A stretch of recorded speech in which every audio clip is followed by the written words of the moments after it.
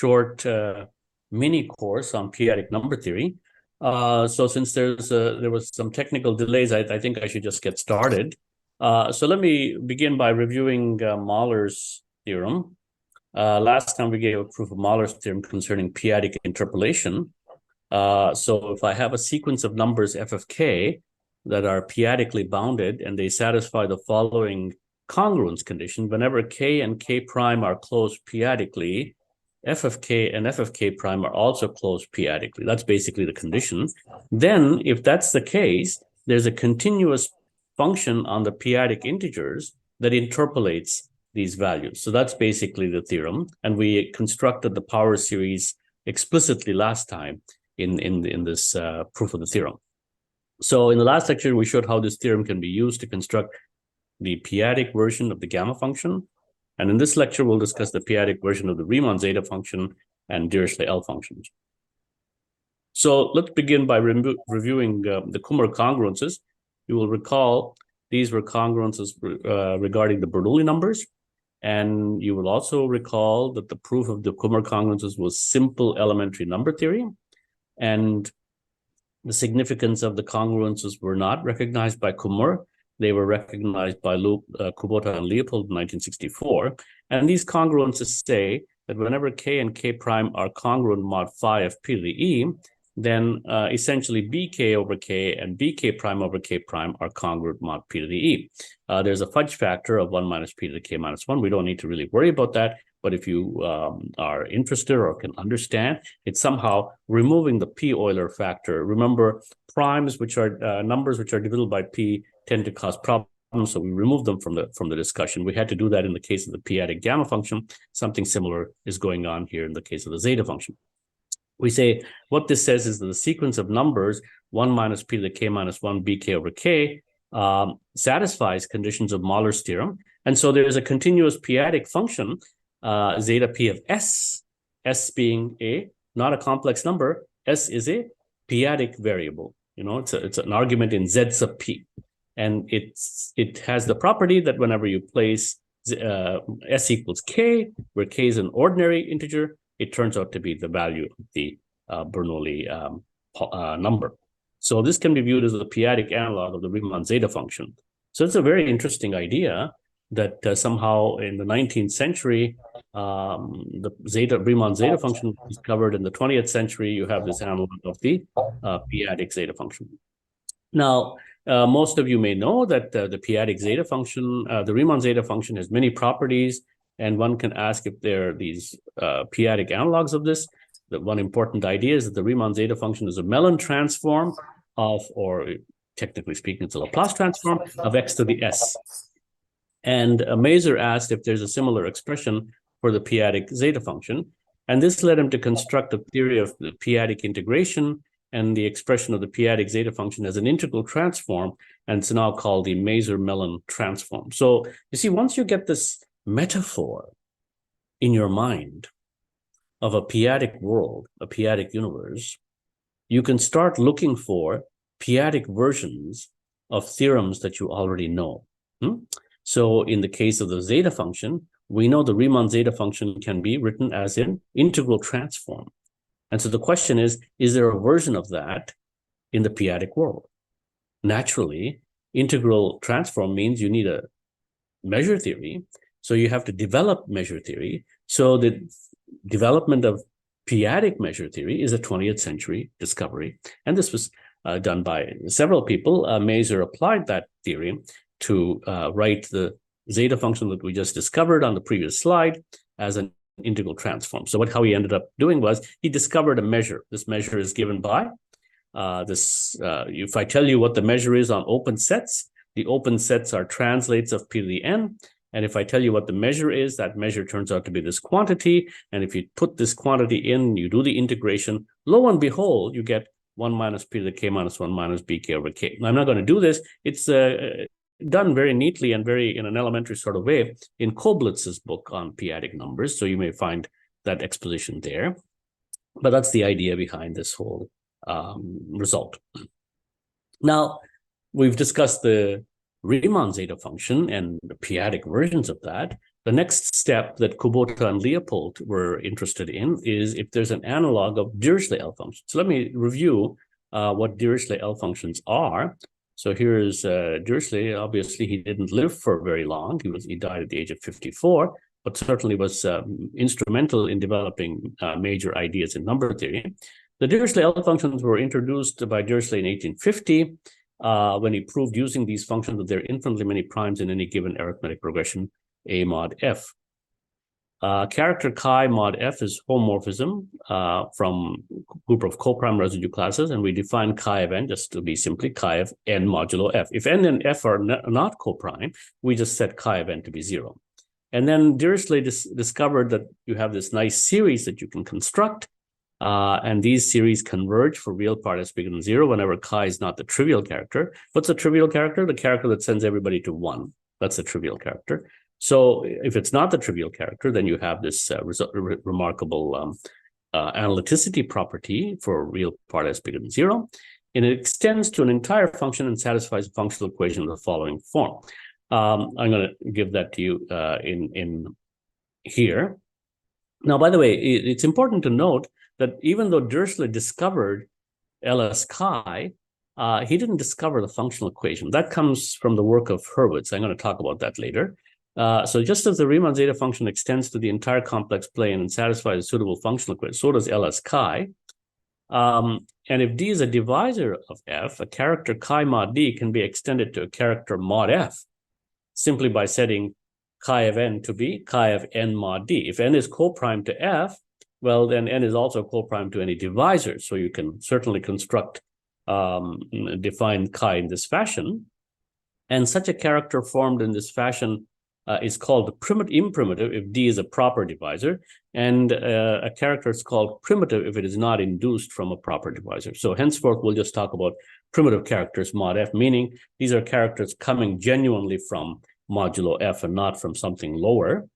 And we define a Gauss sum to be this exponential sum twisted by this character chi.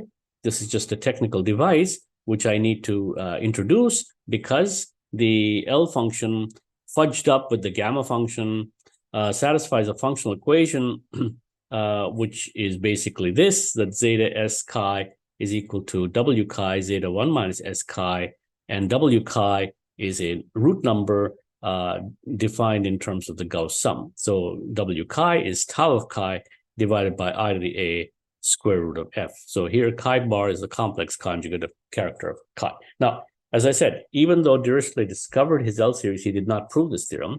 This theorem was proved by Hurwitz.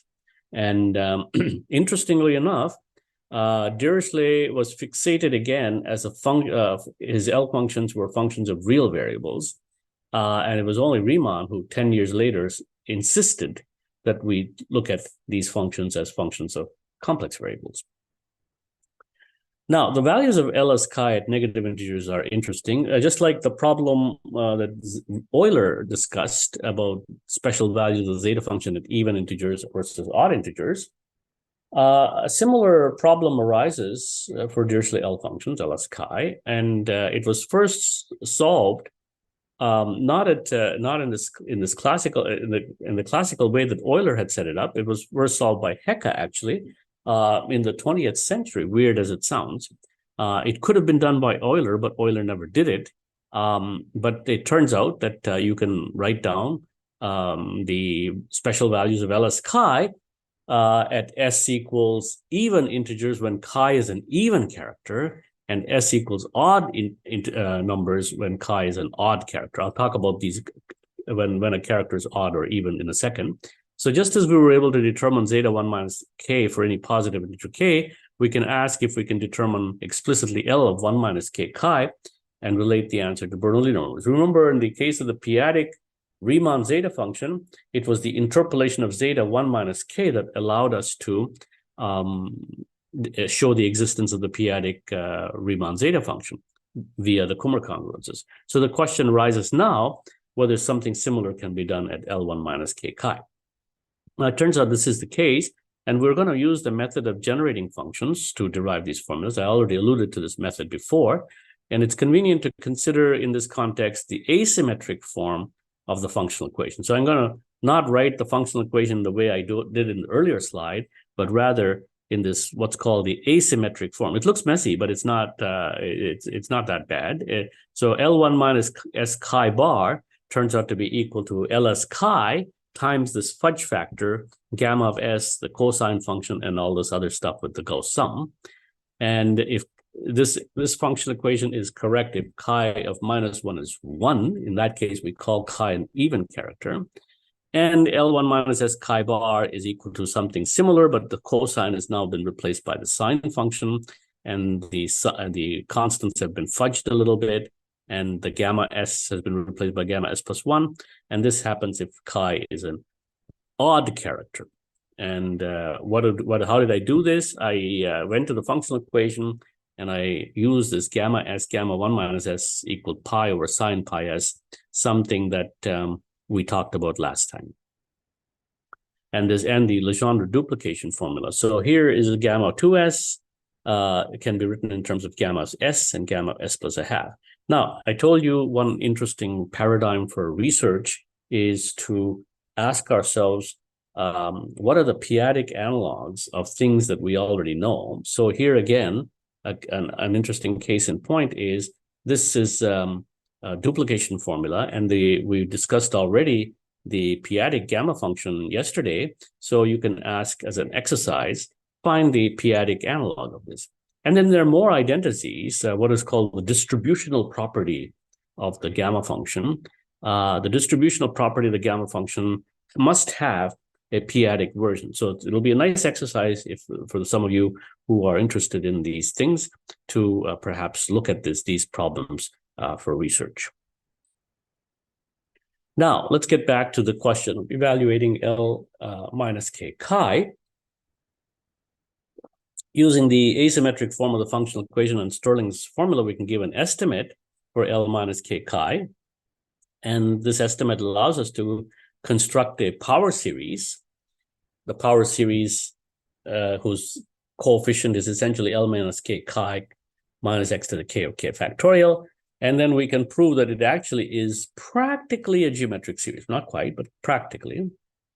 And we can do this by considering the line integral. The gamma function, remember we discussed, has poles at 0, -1, -2, and so on and so forth. And so you can use the gamma function to...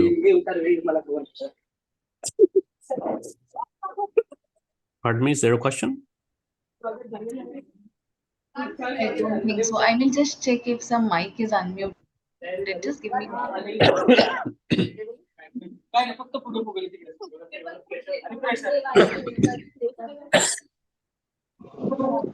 the participants are requested to mute their mic. There is a lot of disturbance. Madam, Shalaka. Okay. Shalaka.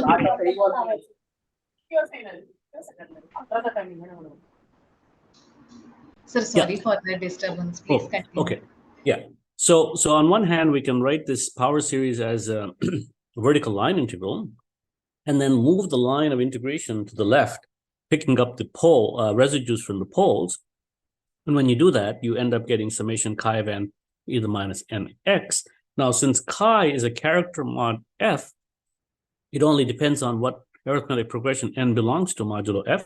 So we can partition the sum into summation chi of b mod f, and then the inside sum turns out to be essentially a geometric series, which we can actually sum. And when we do the summation, it turns out to be summation chi of b e to the minus bx over 1 minus e to the minus fx. Now, this particular function looks very close to the Bernoulli numbers generating function that we had. So we can rewrite this in this rather simplified manner. This looks similar to the case of the Riemann zeta function. So the answer can be written in terms of Bernoulli numbers, and that's exactly the case. The case is that the final theorem is that it's related to the Bernoulli polynomial. So recall the generating function for the Bernoulli polynomials. They were given by t e to the xt over e to the t minus 1, bk of x, summation bk of x t to the k over k factorial. And then we can rewrite our exponential factor that came up in the sum in a symmetric sort of way so that we can recognize the Bernoulli polynomials are appearing. And when we substitute all of that into our calculation, I'm going to make this shorten this. We end up getting the theorem that L1 minus n chi is minus f to the n minus 1 over n times summation chi of b sub n 1 minus b over f. That's what the answer that comes out. It can be simplified. It can be simplified by doing some fudging with the power series. And then we end up getting, using the functional equation for the Bernoulli polynomials, we deduce that L1 minus n chi is f to the n minus f to the n minus 1 over n summation chi of b sub n of b over f. So notice there's a structural similarity between this particular formula and this particular formula, and there's obviously this functional equation. And so immediately we deduce that if I let these generalized Bernoulli numbers to be this, we can rewrite our formula as L1 minus n chi, bn minus bn chi over n. And this looks very much like the way we had it for the zeta function. So by making a slight generalized definition for these bn chi's, we get a formula which looks very close to our earlier zeta function. Now, as I mentioned, the study of Dirichlet L functions, their analytic continuation and functional equation, was first completed by Hurwitz, who introduced the Hurwitz zeta function. And in order to study these L functions, Hurwitz recognized that what is essential is what's called the shifted zeta function. So summation 1 over n to the s is the Riemann zeta function. And so summation 1 over n plus x to the power s is the Hurwitz zeta function. And I just want to find this rather cute analytic continuation of the Hurwitz zeta function, which is very simple to deduce once you know the analytic continuation of the Riemann zeta function. This is something that I came up with, which is basically to say, well, what is zeta sx in terms of zeta x? When you subtract 1 over n to the s, you get this summation 1 over n plus x to the power s minus 1 over n to the s. And if you write the summand, you factor out a 1 over n to the s, inside you have an expression which you can expand by the binomial theorem. And lo and behold, zeta sx minus 1 over x to the s turns out to be a power series in x with the coefficients given by the Riemann zeta function. I think this is a fascinating, I don't think Hurwitz actually knew this, even though Hurwitz discovered the Hurwitz zeta function. I don't think Hurwitz actually knew this formula. This is essentially in a paper of mine. This Hurwitz zeta function is related to the Riemann zeta function, and Hurwitz proved that it extends to the entire complex plane and satisfies a complicated functional equation. And using this complicated functional equation, he was able to get the functional equation for the Dirichlet L functions. Now we will look at special values of the Hurwitz zeta function, just as we knew something about special values of the Riemann zeta function. And we can ask, in the case of the Riemann zeta function, we knew what zeta 1 minus k was. And we can ask, what do we know about zeta 1 minus kx? And if you plug it in, looking at this formula, you use the fact that zeta sx also has a simple pole at s equals 1. And the residue turns out to be 1. That's a nice fact. And when you look at that, we see that if I plug in s equals 1 minus k in here, because s is negative, 1 minus k is negative, this becomes a positive number, and the binomial coefficients turn out to be 0 after a while. So you get actually a polynomial. And what is a polynomial? Well, you'll be surprised. And the polynomial is the Bernoulli polynomial. So zeta 1 minus kx is actually minus bk of x over k. I think this is fascinating. When x is 0, or when x equals 1, this turns out to be back to the earlier formula that we had. So what is the relationship between ls chi and zeta sx? Well, a Dirichlet L function can be written as a linear combination of Hurwitz zeta functions. In fact, historically, Hurwitz introduced his function for the explicit purpose of deriving the analytic continuation of the L series ls chi. And we can write our ls chi as a linear combination of these Hurwitz zeta functions. And the inner sum is really f to the minus s zeta s b over f. And therefore, LS chi is equal to f to the minus s summation chi b zeta s b over f. And then now that I know what zeta 1 minus k b over f would be, I can write down this particular expression and find that L1 minus n chi is equal to minus 1 to the n chi of minus 1, L1 minus n chi. It's L1 minus n chi on both sides, but you get nothing if minus 1 to the n times chi of minus 1 is equal to 1. But if minus 1 to the n chi of minus 1 is minus 1, you get that it's 0. So this says that if chi and n have opposite parity, then L1 minus n chi is 0. And if they have the same parity, then it turns out to be equal to the Bernoulli number, twisted Bernoulli number. So I'm just going to make this short. Basically, that L1 minus n chi is minus f to the n minus 1 over n, summation chi of b over b of b over f. And the significance of 6.2 lies in the fact that the right-hand side is essentially a linear combination of terms of the form n choose k f of over b b to the b sub k. And the point here now is that this particular expression now, if I change n to a p-adic variable, this makes sense. And that's basically the idea behind p-adic continuation of the Dirichlet L-series. So we therefore get a p-adic Mahler series. And so before I continue the discussion on that, let me just make small comments about n to the s as a function of a p-adic variable s. In the last lecture, we showed that if n is congruent to 1, then n to the s extends to a function of a p-adic variable via the Mahler series. So how did I do that? Well, if n is congruent to 1 mod p, n to the s can be written as 1 plus n minus 1 to the power s. And then you use the binomial theorem. You have s choose k, n minus 1 to the k. And now we want to look at this as a p-adic series, but because n is congruent to 1 mod p, this is divisible by p to the k. And as long as the coefficient goes to 0, remember, p-adically, this thing converges as a function of a p-adic variable. So n to the s, this gives me the p-adic analytic continuation of n to the s, because under this condition. Now, what happens if n is not congruent to 1 mod p?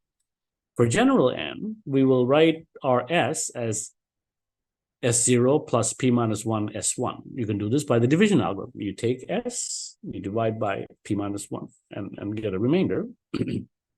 And when you do that, n to the S then becomes n to the S naught times n to the P minus 1 S1. And by Fermat's little theorem, n to the P minus 1 is congruent to 1 mod P. Therefore, I can now apply this little trick here and expand this in a series, and lo and behold, you can extend n to the s as a function of a p-adic variable in this context as well. So now with this idea in the back of our minds, we can happily continue to look at the p-adic Hurwitz zeta function. So the p-adic Hurwitz zeta function is defined as h sub p sb comma f with 1 over s minus 1, 1 over f, diamond b to the 1 minus s. Remember what diamond b was? Diamond b was b divided by omega b, where omega b was the Teichmüller character. So what is a Teichmüller character? You have a number b, you have a p-adic expansion. The first term in that p-adic expansion is what's called the Teichmüller character. So b divided by the Teichmüller character is this diamond b. And then we have this infinite series, summation 1 minus s choose k f over b to the power k b sub k. And this converges. We have to just check that it does converge. This will be the p-adic analog of the classical Hurwitz zeta function. And we need to put a small technical condition. Don't worry about it. Q is going to be p for all intents and purposes. Remember, there is this problem with p equals 2. There are too many roots of square roots of 1 in the case p equals 2. Therefore, we have to fudge that. Not to worry.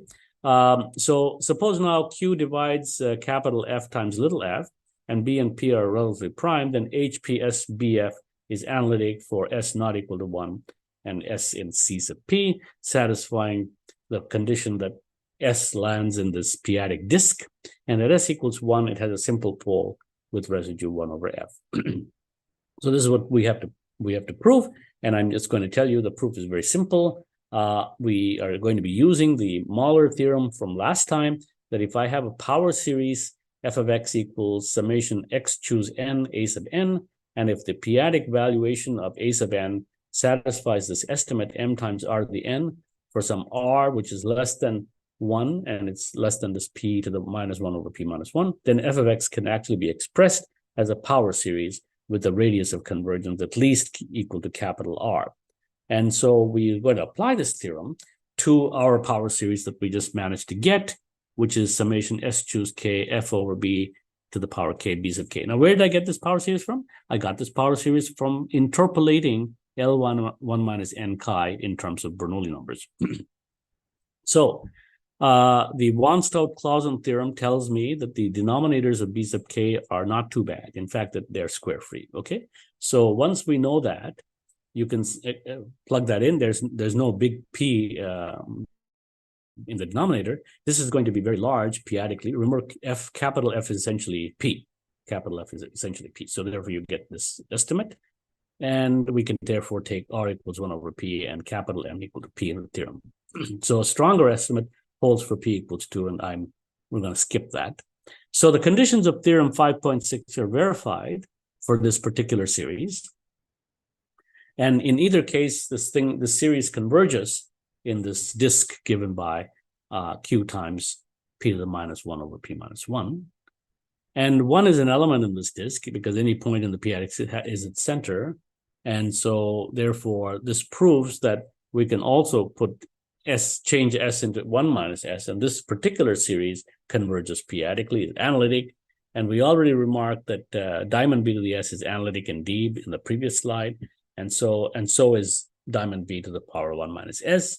It is clear that at S equals 1, HP SBF has a simple pole at S equals 1 with residue 1 over F. And so using the Mahler series combined with this explicit evaluation of the L function at negative integers, and noticing that the expression that you get makes sense p-adically, and looking at the series, we end up getting with the p-adic analytic continuation of the Hurwitz zeta function. Now we can paste all this together together with the p-adic L function. And what are we going to do? We're going to first derive the fact that LP1 there is a p-adic analytic function LPS chi, which interpolates the values of the Dirichlet L function. And this omega that is needed to be inserted into the evaluation is, of course, the Teichmuller character. So if chi is the trivial character, then LPS1 is analytic in D, except for a simple pole with residue 1 minus 1 over p. And then we have the general formula LPS chi is given by this double series, the inside one being an infinite series with these Bernoulli numbers, which we just proved on the previous slide. It converges p-adically. So the proof of this theorem, yes, somebody has a question? Sir, yeah. What does that mean when you say X is a character of conductor F? I explained, no, X, it's not X, it's chi. Chi. Yeah, chi.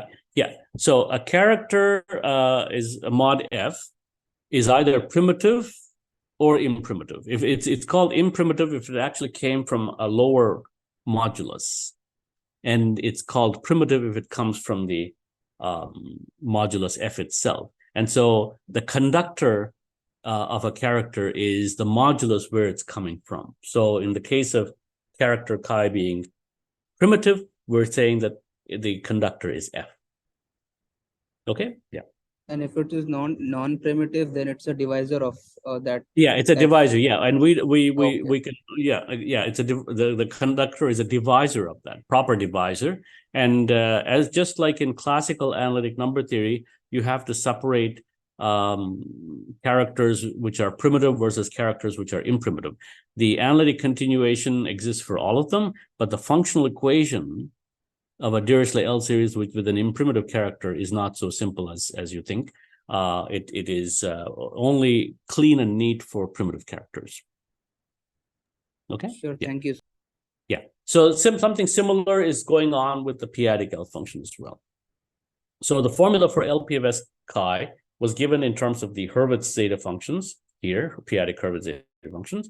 And now at S equals 1, the residue is summation 1 over f, summation chi of A 1 over f. And this summation chi of A is 0 if chi is not the trivial character. So chi equals 1, the sum is 1 minus 1 over p. If chi is not 1, the sum can be rewritten in this fashion. And first sum is 0. And if p divides f, then chi of pb is also 0. And the second sum is 0. And if p does not divide f, then it is also 0. So you have to do a little bit of proof for this case. But the fact is it vanishes when chi is not trivial. So the special value LP1 minus n chi is then summation chi of A, HP of 1 minus n, A, and f. And then we had the expansion in the previous slide of HPS AF, and we use that expansion, and we just need to fudge this expression. This is now in terms of these classical Bernoulli numbers. I need to fudge this and to move it into the shape that the theorem is stated. So, so we in the previous slide we just finished proving this. This inner sum can be rewritten in terms of the b sub n minus case just by changing variables and pulling a certain thing out. And using the Teichmüller character, we can rewrite this whole thing as LP1 minus n chi in terms of the Teichmüller character and contort the whole expression into the twisted or generalized Bernoulli numbers as I described them in the previous slides. So we can put everything together and find that LP1 minus n chi is essentially Bn chi omega to the minus n. So you have to kind of take this omega character and twist it, and then that completes the proof of the theorem. So the p-adic L function then seems to interpolate these numbers. So you have to fudge the L1 minus n chi. This is the classical Dirichlet L function, that Hurwitz looked at and Dirichlet Could you looked at. repeat that, sir? Your connection was cut for some time. Yeah. So what I'm saying is that we now see from this particular theorem that LPS chi, when I plug in 1 minus n, this factor is there, but then what is this? This is actually L1 minus n chi omega to the minus n divided by n. Remember, we had in the Riemann zeta case, zeta 1 minus k is minus bk over k. And in the Dirichlet L function case, we had L1 minus n chi is bn chi over n. And but the p-adic L function is not bn chi over n. It has to be twisted by this Teichmüller character, and it turns out that's the way it is done to get the congruences correct. So if chi is an odd character, then n and chi omega to the minus n have opposite parities, and LPS chi is identically 0 in that case. If chi is an even character, then n and chi of omega to the minus n have the same parity. And so remember in the earlier slide, I did say it was non-trivial fact that b sub n comma chi was not 0, and therefore we need to use that. So LPS chi is not the 0 function in this case. So we can now derive the generalizations of the Kummer congruences. So what are the generalizations of the Kummer congruences? Well, we have a p-adic L function now. We can take it, it's what's called a Laurent expansion. And these Laurent expansions have these coefficients A0, A dot dot. And the theorem says that P divides AI for all the other A1, A2, and so on and so forth. And so that's what we need to prove. So we go back to our expression and check what is the p-adic valuation of each of these terms. And it turns out that all these coefficients from 3 and onwards, everything is fine. We can use our theory of the congruences to show that those p's divides those things. Remember, the Bernoulli number is a rational number, but the denominator is a square free number. So when j is at least 3, there's already a p squared or p cubed and higher powers of p in here. So this is all p integral, and they're all divisible by p. So now the only thing we need to therefore look at is the earlier terms. And then we look at this diamond a to the 1 minus s. We can write this as e to the 1 minus s log of the diamond function. Remember, this log is the Iwasawa logarithm. Okay, this capital log is the Iwasawa logarithm introduced in an earlier lecture. And then we find that these has all ZP coefficients, and they're all divisible by PQ. And Q divides log of the diamond A. That was proved in an earlier lecture. So we not only need to consider the first three terms, and the first three terms turn out to be essentially equal to 1 over f minus 1 over s over 2a plus 1 over 1 minus s f 12a squared. So what is this? This is 1 minus s choose 1, 1 minus s choose 2. And the other higher terms have all been discarded because they're divisible by p. And recalling that the diamond A is a over omega of a, we can now write this in a simplified manner. So the A is equal to diamond A or times omega of A. We can write that. We find that this is actually turns out to be equal to 1/2 summation chi of A over A. We can rewrite that and find that this is actually 0 since chi is an even character. Okay, so I think this is pretty easy for p at least 5. For p equals 2 and 3, for p equals 3, it's also easy. For p equals 2, the problem, of course, arises with too many solutions for square roots of 1.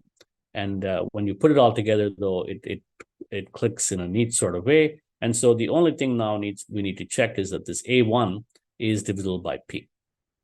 So how do you show that a1 is actually divisible by p? All of these terms are divisible by p if p is at least 5. That just comes out from the calculation that we have for f and log a. So the problem now is reduced to p equals 2 and p equals 3. In that case, f, remember, I had to fudge f when p equals 2, but this was fudged in such a way that when I have f over 12 is still a p-adic unit. And so a squared is congruent to 1, and then we use this congruence to show that a2, so a1 is actually 0, so that was one of the claims, and then we need to check a2 is also 0, but that's also equally valid. A and p are relatively prime, so there's no problem with the p, but this guy is already divisible by p, and therefore it's 0 mod p. So that's basically the proof of this fact. And so we get this remarkable congruence that the p-adic L function at 1 is minus 1 over f summation chi of a log diamond a mod p. So what did we do? So let me just summarize here. What we interpolated the classical values of the L function, Dirichlet L function, found a p-adic analytic function which interpolates those values. This p-adic L function, now I want to study it at s equals 1. Does it have any connection to L1 chi in the classical case? In some sense it does, but we don't know. That's why we're after this. Now that I've got this expression, I can put s equals 1 in that thing, and I end up getting this corollary that summation LP1 chi is minus 1 over f summation chi of a log diamond a. And so this gives us what are often called the generalized Kummer congruences, that whenever m and n are integers, which are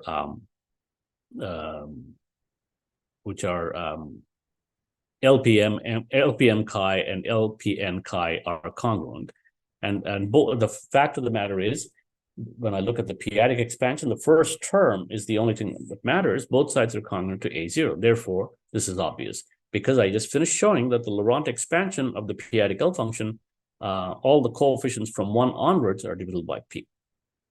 So from this particular fact, we can now deduce Kummer congruences again. Now, if you recall the early lecture 1, lecture 2, I was trying to show you how to get Kummer congruences with your bare hands with elementary number theory. And it was possible. We had to use the work of Voronoi.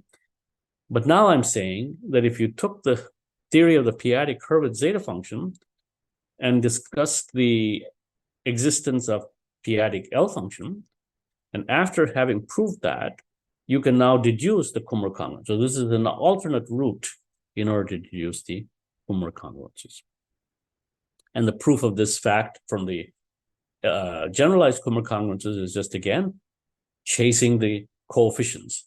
So chasing the coefficients. So we have LPS omega to the m is the same as LPS omega to the n, keeping in mind that that we have m LP1 minus m omega to the m is equal to this particular expression. We've already established that, and similarly for n. Therefore, we can just look at the expansion, the p-adic expansion, when we plug in this number, and because all of these m is congruent. I think I forgot m congruent to n mod p to the a. So m is congruent to n mod p to the a. Therefore, I can just substitute these, and this gets LP1 minus n omega to the n mod p to the a. So various additional corollaries follow from this, and we're going to omit the proof, but I'm just going to put one down. If n is odd and not congruent to minus 1 mod p minus 1, then b sub 1 omega to the n, that is this generalized Bernoulli number with this character omega to the n, is actually the classical Bernoulli number, bn plus 1 over n, and both sides are p integral. So now we get to this problem of non-vanishing of LP1 chi. If you are aware of the Dirichlet's proof of the infinite number of primes in arithmetic progressions, it hinges on the crucial fact that L1 chi is not zero. And he had a lot of trouble proving that, but he finally did it. And the question now arises is LP1 chi related to L1 chi? And secondly, is it non-zero? And these are interesting questions. They are related to L1 chi. The non-vanishing is a famous theorem of Brummer. And in order to prove it, Brummer had to develop the p-adic analog of the theory of linear forms and logarithms studied in transcendental number theory. Now, L1 chi can be written as a linear form of logarithms, and from Baker's theory, it follows that L1 chi is not zero. But you don't need Baker's theory to show that. As far as I am aware, in the p-adic context, you need Baker's p-adic Baker theory in order to show this LP1 chi is not zero. I do not know of any other way of doing this, simply because the p-adic L functions don't have Euler product. You see, that's a very important idea. Euler product idea is an important idea in classical theory of L-series, but in the p-adic context, there is no Euler product, and so you can't play that game. So this is the 20th century theorem of Brummer. However, in the case of a regular prime, we can actually use the previous congruence derived in an elementary fashion to show that LP1 chi is not zero. If p is a regular prime and k is an even integer, k not zero mod p minus 1, that means essentially omega to the k is not trivial, then LP1 omega to the k is not zero. And if it's not congruent 0 mod p, therefore it's not zero. And the way you prove that is by using the congruence that we just established on the previous slide. LP1 minus k omega to the k is 1 minus p to the k minus 1 bk over k. And by the corollary that was flashed on the previous slide, LP1 minus 1 omega to the k is actually LP1 minus k to the omega k. And this is not zero, since p is a regular prime. Remember how I defined regular prime? Some of you may have different definitions of regular primes in terms of class numbers, but I didn't want to bring in class numbers into the discussion. I defined the regular prime as a prime that does not divide b sub k for every k less than p minus 1. That was my definition. So therefore, since the right-hand side is bk over k, it is not divisible by p, and therefore it's not zero. Therefore, the p-adic L function doesn't vanish. So we'll conclude these lectures now with several results that relate p-adic L functions with Fermat coefficients and Wilson's theorem. I'm trying to convince you that p-adic analysis is not something terribly difficult. It's a perspective, it's a point of view, which allows you to take elementary number theory and use those techniques of elementary number theory in this p-adic world. And Fermat quotients, Fermat's little theorem, Wilson's theorem, these are all theorems of elementary number theory. But when you move these theorems into the p-adic world, they gain a different additional significance.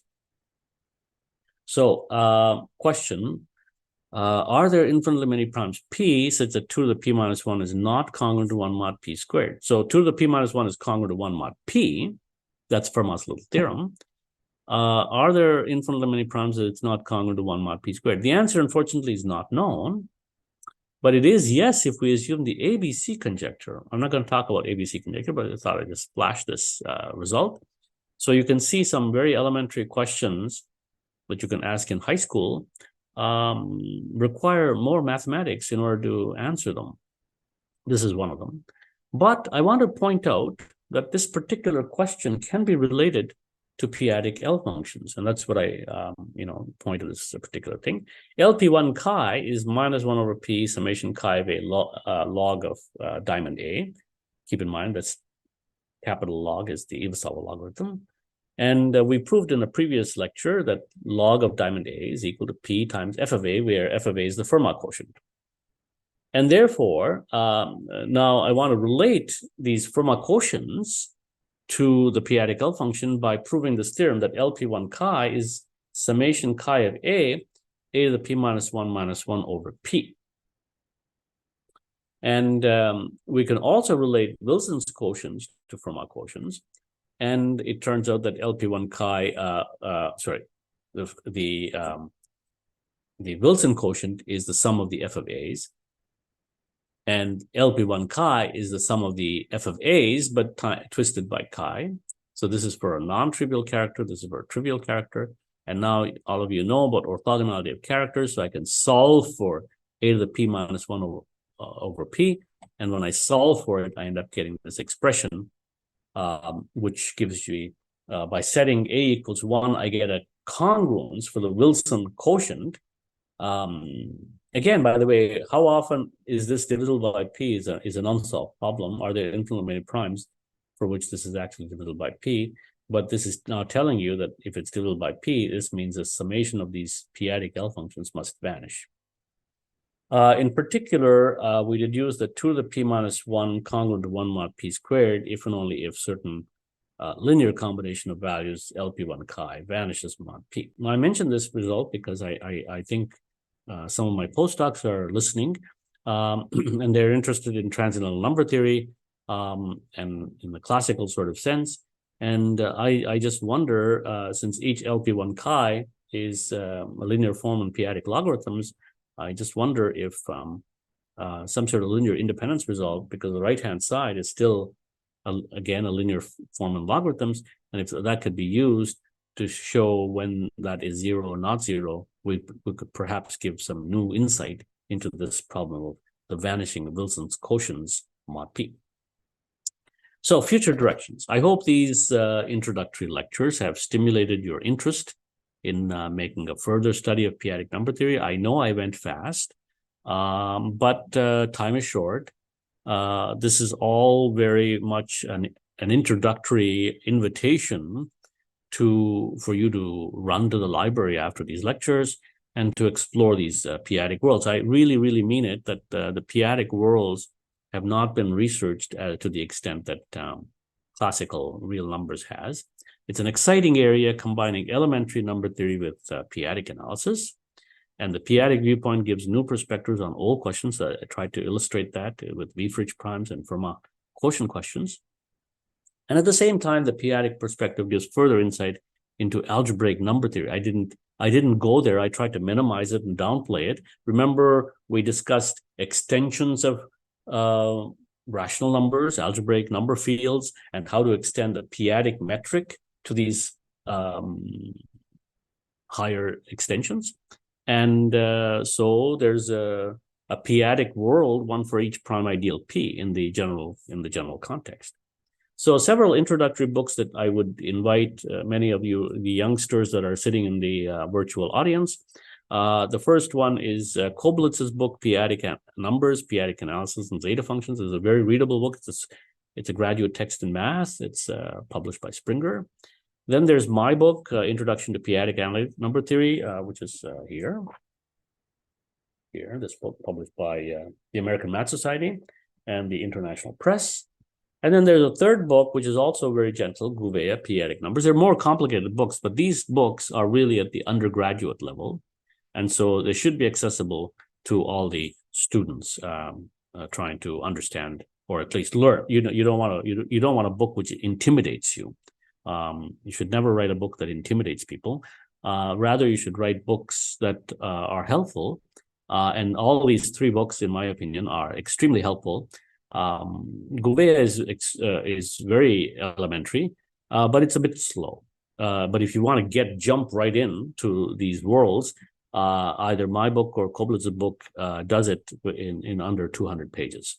So with that said, thank you very much for your attention, and it's been a pleasure to give you these lectures virtually. Thank you. Thank you, sir. Are there any questions? Hello, can you hear me? I have a question. Hello? Yes, I can hear you. Yes, I can hear you. Can you say something more about the arithmetic significance of non-vanishing of LP1 in the p-adic sense? If the non-vanishing of the classical Dirichlet L function will give infinitely primes in arithmetic progressions. What is, can you some arithmetic results? I mean, yeah. The p-adic L function LP1 chi is related to the class number. So vanishing would relate to when p divides the class number, or at least could divide the class number. So if it certainly vanishes, it'll probably divide it.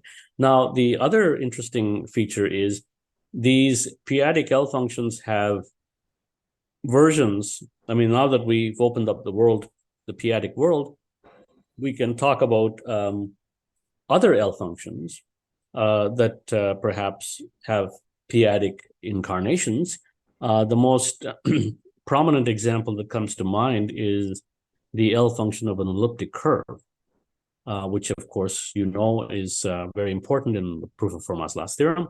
And the question of whether or not one can extend much of the discussion we have made here to the context of p-adic L functions attached to elliptic curves. And indeed, there is a very powerful theory developed by many people, Manin, Coates, and many others, that relate the p-adic L function, and again, special value at s equals 1, that in that case turns out to be connected to the Tate-Shafarevich group. So there's always this kind of the arithmetical questions about orders of groups and so on and so forth.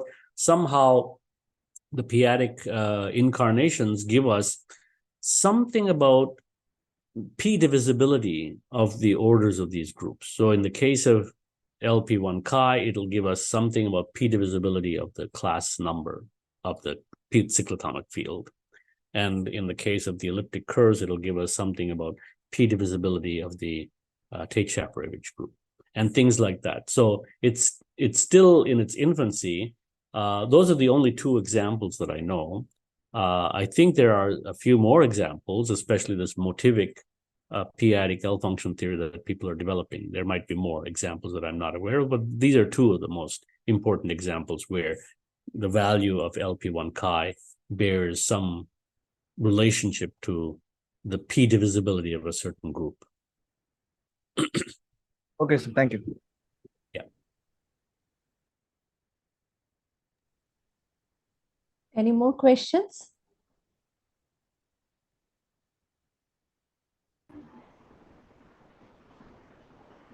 So if there are no further questions, let me take this opportunity to thank Professor Ramamurthy for this wonderful series of lectures. I wish to give a formal vote of thanks also, because there are many people who have made this series possible. And so let me take this opportunity to thank them. Idam Sundaram Mandiram Sharadayam Mumbapuri Vishwavidyalayam. our university song, which is very nicely composed, says that the University of Mumbai, which is a temple of goddess Saraswati, is really a global center of learning. And this series was an online proof of this very fact, where Professor Ramamurthy joined us from Canada. And as you are all aware, he's a distinguished mathematician, highly revered in the area of number theory.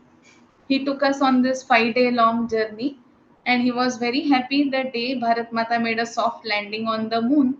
And similarly, through these series of lectures, he has made sure that we are gently set to explore the territory of p-adic analysis on our own. So he has left us with very nice books as references. The lecture series was essentially based on the first 6 chapters of Sir's book, An Introduction to p-adic Analytic Number Theory.